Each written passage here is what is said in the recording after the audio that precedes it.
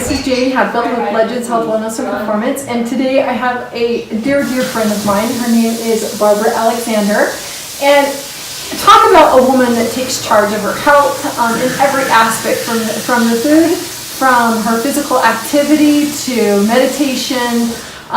She's just a powerhouse in health. She's also been a yoga instructor for how many years? Over 40. Wow! I keep saying over 40. I'll probably.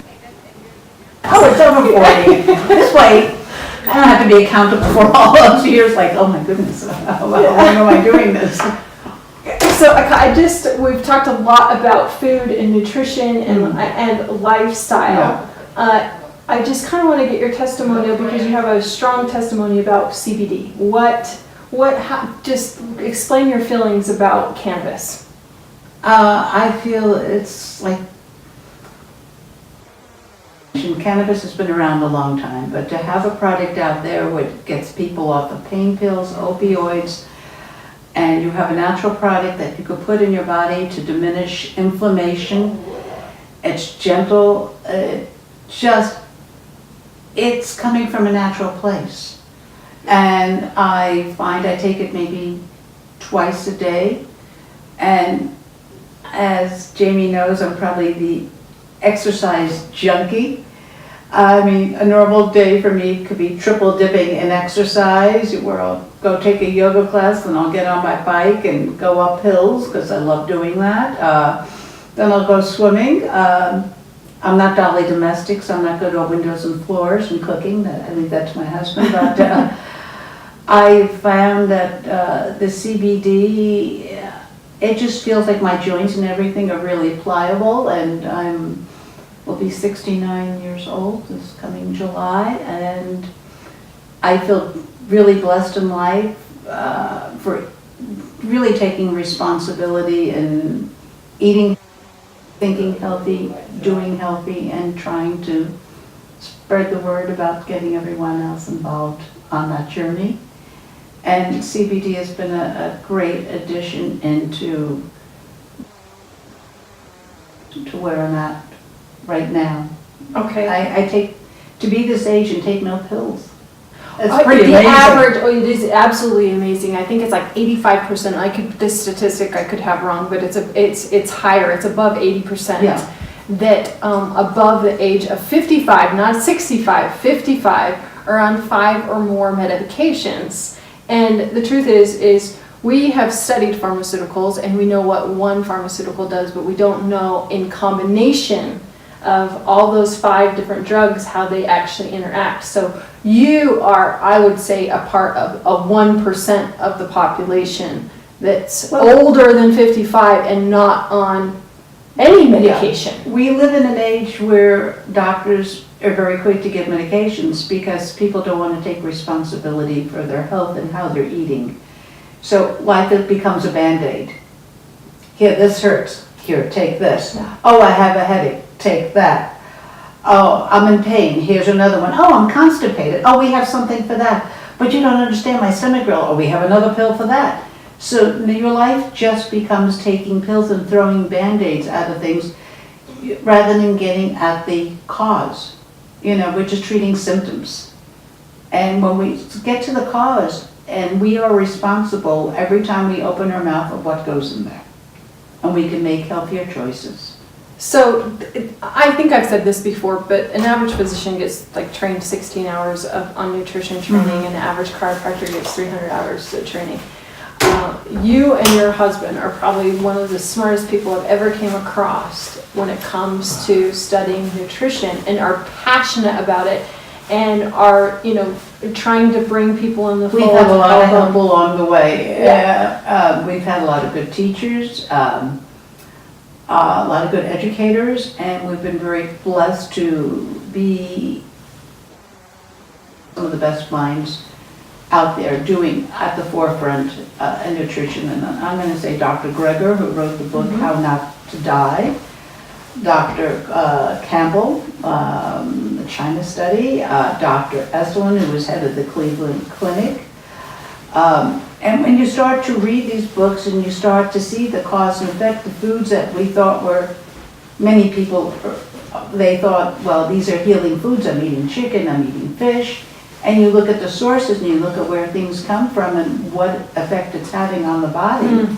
And you start looking at the politics of food, where the money is being spent to lobby these foods. And you look at the health of a population on the foods that are being pushed on us, and you begin to question. And the more you question and the more you dive into doing the research, and the only play, the buck stops here is what we kind of. It comes to what you're putting on your end of the fork. Yeah. Right? What you're, and if you're wanting anything with health, you can exercise all you want, but it still depends. We're living in a on world, what you you're know, putting everyone's for. running to a gym. They're either running from or to, you're going to a gym. Or they're living on a protein powder that's full of whey, which is a byproduct of the dairy industry, which is highly carcinogenic. Highly inflammatory too. Inflammatory as well. If it's carcinogenic, it's usually inflammatory. And people are involved in fitness. It doesn't necessarily it means healthy. They're looking at the body mass index. Well, you could be thin and still die of a heart attack. You could be thin and still have arthritis. You could still be thin and have cancer. So it's a question of how are we feeding our body, our mind, and our spirit. It all ties in. So your day, because how are you separating that? Because I feel like you get the physical, you get the spirituality in. Mm-hmm. How are you feeding yourself every day in emotionally? Because I personally am a belief, and I believe you are too, that the physical body is what creates peak performance. Yeah. And then your emotion and your meaning that you give to things cannot even be aligned because we're not giving the right information. Food is information. We're not getting the right information to have the right emotions, to have the right meaning to things. And I think you're a pure example of that. I even think with time management, our financial awareness, right, comes down to the decisions that you're making, and that all comes from your physical body, how it's being fed. A lot of people think, oh, I can't afford to eat healthy, it's too much money. Well, when you're eating unhealthy, you're creating yourself, putting yourself in the hole. You could go out and buy a bag of yams and still be cheaper than all these burgers with cheese or fried food, or buying a 5-pound bag of brown rice and, getting some good fiber into you, or, eating greens, beans, salad. Eating the rainbow will give you life. How do you do it? I wake up in the morning, I have to say, and I start the day positive. I believe in so you think, so you create. I don't get out of bed, oh gosh, another day, oh my God, I'm hurting, I'm this, I'm that. I wake up, I'm enthusiastic. And you have to... You choose to be enthusiastic. I choose to be enthusiastic. Everything is choices. Life is a series of choices, adventures and misadventures as well. I choose to be healthy. I choose to be happy. I choose to have an open heart. I choose to have an open mind. I choose to, really make choices of what I want to bring, into my life and how I want to conduct my life. So life is a series of choices. I wake up, I'm positive. Sometimes I have no agenda or what I'm doing for the day, or sometimes I have an agenda. I get up, and the food I'm eating, it's great life force. And it starts with the first meal. And you're thankful for it. I'm thankful. I'm grateful for I take nothing for granted. I'm grateful for everything I have. And I think that is such a part of this lifestyle is gratitude for what you have, people that are coming into your life. And I come to the belief I'm meeting all the right people at the right place at the right time. Look how we met. Yeah. Going back, about 3 years now, or some, I want to say about 2-3 years. Yeah.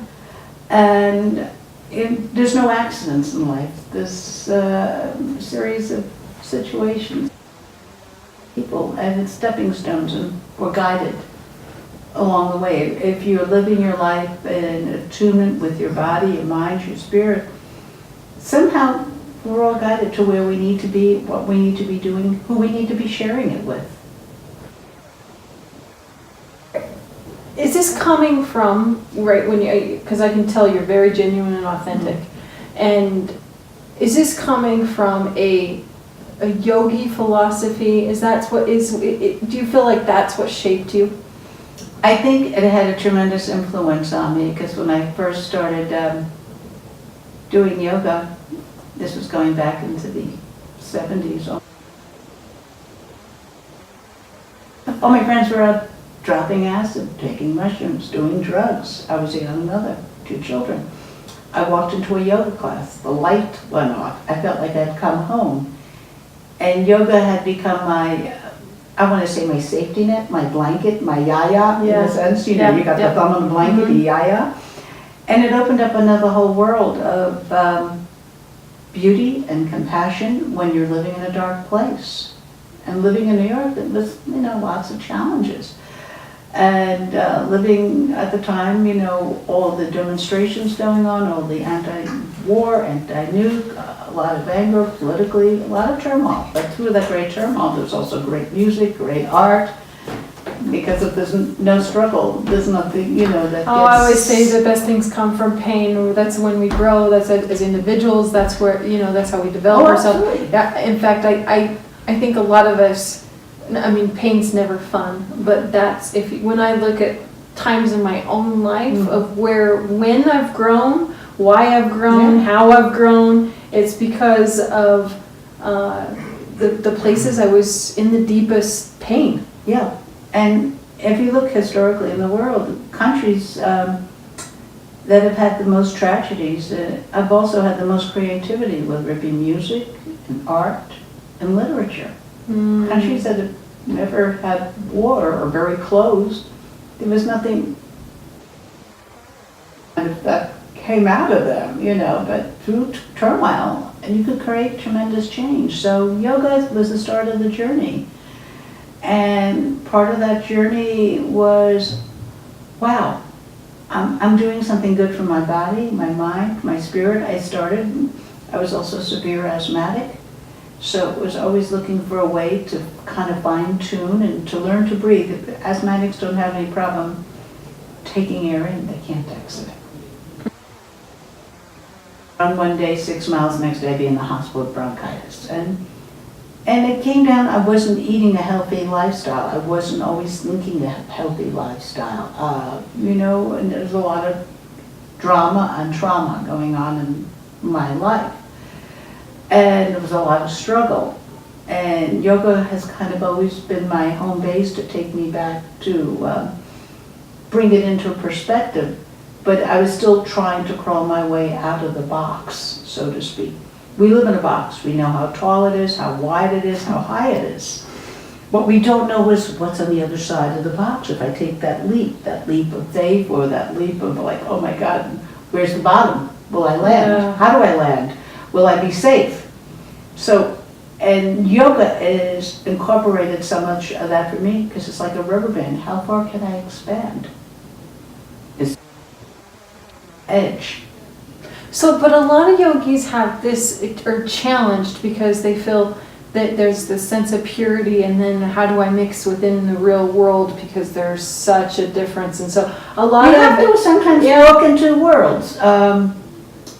And you learn to walk in two worlds, but you don't have to be a part of that world. You have to learn to have a switch to turn it on sometimes and turn it off. Not everything you're going to be seeing is going to coalesce with how you feel. And living in New York, brought up, I worked in a maximum security prison teaching yoga and meditation. They were there for drug abuse, child abuse, and murder. I didn't want to know who I had as, it wasn't my place to ask who did what. You have to treat people as human beings. GTE, then I, also gave yoga and meditation at the United Nations. It was, so there's many different worlds you walk into, and how do you keep your purity in yoga? And this is going to sound totally strange. I consider myself a yoga slut. It's like ice cream. There's many different flavors. Yeah. There's like 980,000 positions in yoga. And that many different styles. There's there's Iyengar, there's Hatha, there's Ashtanga. And you gotta be able to flavor and taste a little bit of everything to bring into what works in my world. And what works in my world may not work in your world. And for me, yoga is about compassion, humility, grace, surrender, bringing joy in the journey. And yoga is not about, it's an ongoing journey. It's not a destination point. You know, people go to a gym, I gotta lift this much weight, I gotta do this many reps. Well, what happens if you do one rep less? You're gonna be less of a person, you're not gonna be as strong. And they become so goal-oriented. And for me, I guess at this point in my life is kind of goallessness. I'm not saying I don't have drive. I mean, you put me on a pickleball court. Yeah, I want to win. I want to, but I want to have fun along the way of doing it. Exactly. So it's kind of trying to temper it. And as you get older, you have sometimes a little bit more wisdom. Sometimes you have more wisdom. Sometimes you're just as silly as a 9-year-old. And to have a spirit of saying, well, to have that childlike wonder, what else is out there? You know? I think so many people are, because we're so scared of what we look like or how we're perceived to others, that we're just not ourselves. I'm guilty of it oftentimes in my life, right? Well, the more guilt you say you have, the more it's like saying, I can't, I won't. And the guilt only gives you more guilt. And when you start getting comfortable in your own skin, and we all have, the fears of, how, this is our house. Are we living in it full time, or is it part-time occupancy, or is it timeshare, Okay, this part here, no, it's somewhere else, but I have good hands, And that's what it gets back to, thinking, feeling, creating, doing, being. Rather than a 3-ring circus where the monkeys have gotten drunk and gone wild and out of control. And we have monkey brains. We do. And the monkey brain is always going to play with us. So it's learning how to control the circus between the ears. Sometimes it works, sometimes it doesn't. Sometimes you can sit there doing the yogi breathing you want, and the monkey brain's going, boing. Okay, I just think I'll get something sweet to eat, to cure it all. I don't know. And we can't take ourselves too serious. We can't squash ourselves, because if we allow it, we just are squashed. If we allow guilt, we just have more guilt. If we allow fear, we just have more fear. Take the things that you fear the most and tackle them. I learned to swim 4.5 years ago. I'm living in Mexico. I'm living on the water. I'm looking at people swimming. I'm thinking, I'm looking down at a pool that I never go into because I don't know how to swim. Yeah. I need to learn how to swim. It opened up another whole world. She's an amazing swimmer. I've swam with her. No. I have accessories. It's called flippers, paddles, goggles, accessories. Used to be a purse. Now it's but that's what I'm talking about. It's like you were saying, life's a journey. You got to take charge. Absolutely. If you want contagious energy, if you want freedom from disease, you got to fix your diet. If you want, you got to even performance, peak performance. Like you got to make sure you go outside of your comfort zone. You have to totally go out of your comfort zone, because comfort, many people are living, quote, in their comfort zones in discomfort. That's wise right there.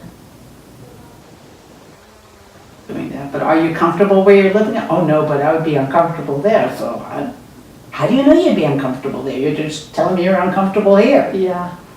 So it's like that rubber band that's playing the edge. It's no different than skiing. You're on an edge. You're going down the hill. You never do the same dance twice.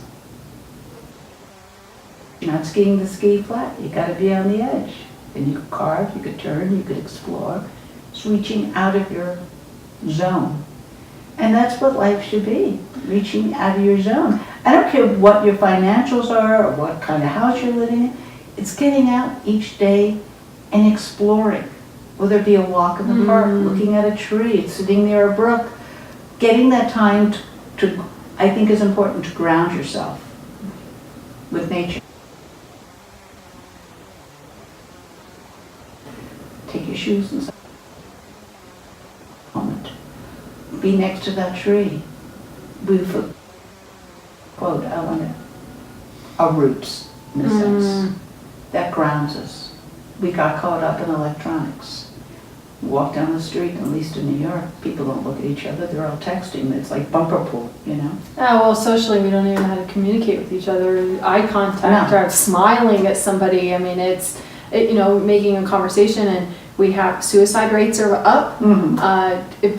Depression rates are up, and it's because people are feeling lonely. There's not a sense of community. There's not enough people coming out there saying, "Hey, come join me," or making them feel welcome. And that is a essential piece, a part of health. It's essential piece. Why do people go to doctors so much? Because the doctor maybe will touch them and hug them. No different. Touching. We forgot the art of touch. Yeah. So we. Now you are a massage therapist, yeah, and an esthetician. A lot of both of those. You're touching the face. You're feeling. And I went into massage because I grew up in a family where there was no hugging and touching. My parents worked very long, hard hours. And here I am studying yoga, apprenticing with one teacher for a day. It was in foot reflexology. And it was like the light bulb went off for yoga, the light bulb went off. Oh my God, this is pretty amazing stuff. Then I went to school. I was teaching quite a few yoga classes, 2 young kids at home. My money went into babysitting, commuting on a train, paying for tuition. For a month, we ate a lot of frozen food. Out of my comfort zone, commuting 3 hours a day into the city to go to school, taking the train station, taking the train into New York, then taking the subway across town, and then repeating. And studying anatomy, physiology, pathology, and got my license as a massage therapist, and realized so much of our isolation in life is because people are not getting touched. And it's a forgotten art of touch. And people are so scared. It's hard to hear. They're scared. They're scared. And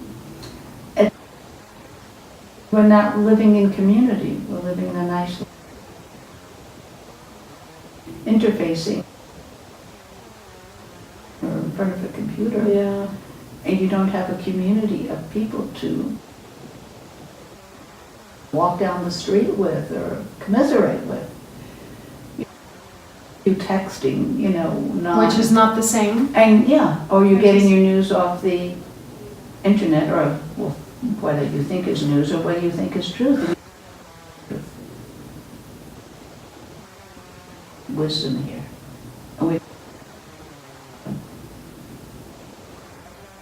that's a big takeaway is, but we have all these self-help books. We have, I went down that journey where I went to Tony Robbins, right? I've understanding yourself, and I think as we age, I think the more you understand, for me anyways, the more I have understood that I don't understand myself at all, and that my life's journey is to understand myself.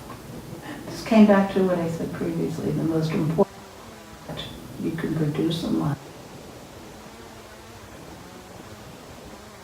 You make doesn't make you any more powerful. Oftentimes people least that you wanted. How well do you want to live your life? And this, are you living an authentic life? Are you living? Are you having healthy thoughts? Are you eating supplying yourself with things that bring you nourishment? Spiritual food, our outside world and our inside world, are they at odds? So Legends, the reason why I called the company Legends is because everybody has this journey. and a legacy that they're leaving behind. And so I'm going to ask you, what do you want your legacy to be? I don't know. I think. I don't know. It would be like asking me, what is your destination point? So a lot of business people, right, would say you have to know where you're going to be in order to get there, right? You have to make little increments along the way. And so if you were to be remembered, right, if you want to be remembered for something, because you have been, you're one of those kind-hearted persons, you care for people, you read people's emotions, people can feel you have a presence about you. You have that contagious energy about you. So to me, that's some of your legacy that you're living behind. But what do you want to be known for? It's hard. And it's an interesting, I don't want to say hard, because it's an interesting question, because there's many parts. It's like a diamond, and we have so many different facets. So I'm going to turn it back to you, because your company, you named it Legends. Yeah. To you. It's so the purpose for my life is to unconditionally love myself and others, so I can reach the depth of their souls, so they can actually live their legacy. Okay. And that is why I named it Legends. Is because I want to know that I've touched people's souls. Mm-hmm. Which is, you're working it with a product that has extremely dynamic, and it's a great product.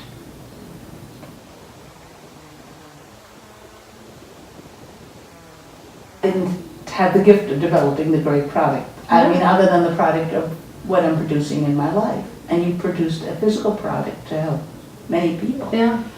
I am probably producing the spiritual product, and it works hand in hand with the product that because it's all vibratory, it's energy on other levels, and comes into what you're putting in your body. Yes, you put this product in, it's going to help you.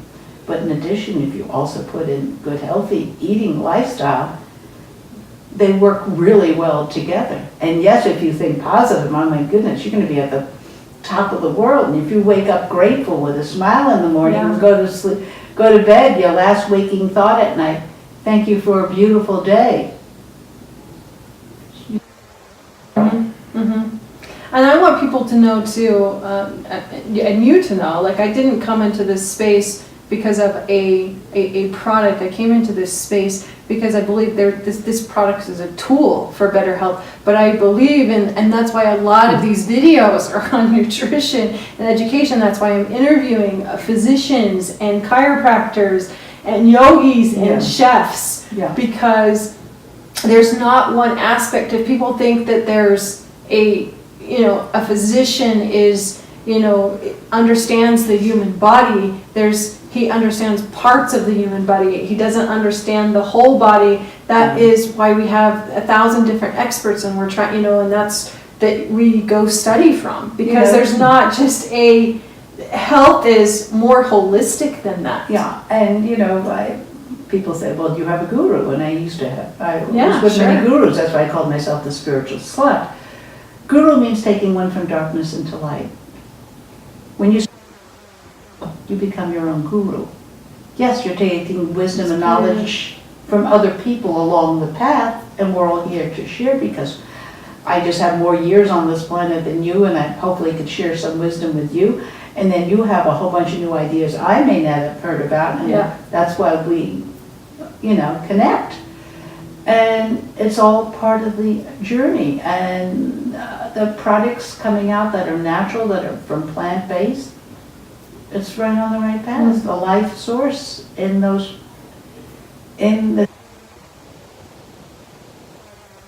with it. It feels right. I take things with chemicals. I want to take things that bring me health and bring me life. And not things that diminish my life force. And I'm gonna say you don't wanna take things, well, there's a lot of CBD products depending on how they're extracted. If they're ethanol extracted, if they're CO2 extracted, what type of solvent are they using? Are they making it in nanotechnology because they're having to use polysorbate typically in order to do that? So not all, even though that CBD is a plant-based product, there's a lot of, I've seen a lot of companies put citric acid. I've seen a lot of put polysorbate, xanthan gum, and so please look at the ingredients, I guess is what I'm saying. Is please look at the ingredients. If you can't read it, don't eat it. Yes. That's my line. And I will end it on that. Well, thank you for